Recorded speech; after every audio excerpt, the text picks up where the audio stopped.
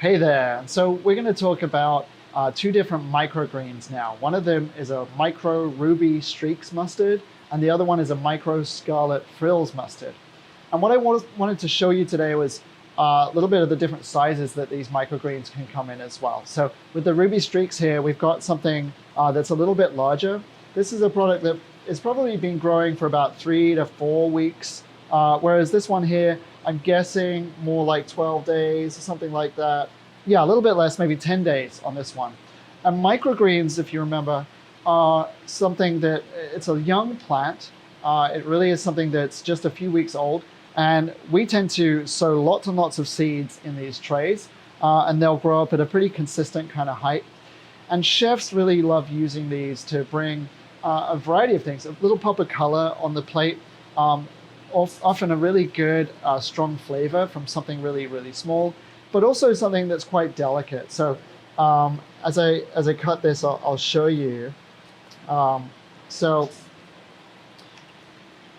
you'll get something that really fits in the palm of your hand. It's going to be a smaller leaf.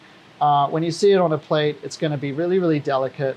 And it can be used, in a variety of ways, but you can, for instance, you could make a whole salad out of microgreens. That works really well. They've got really, really tender stems, and so it's not too crunchy. There's no actual preparation required. You really just can pop them on the plate and mix them. And something like a really light dressing where you don't let them sit too long in the dressing is going to work really, really well there. Or you can pair them with something heavier. So it could be a meat dish or a tofu or mushrooms where you're garnishing on top. I really wouldn't cook these down. You're going to destroy the flavor by doing that, and you're going to end up with something mushy. So instead, you want to use it very, very fresh. So that's a leaf that, as I said, it's a few weeks old.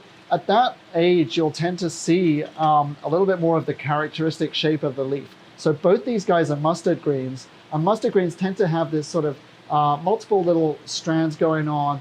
They've got sort of almost looks like hairy, I guess. It's got like a little kind of lots of texture to it as a plant.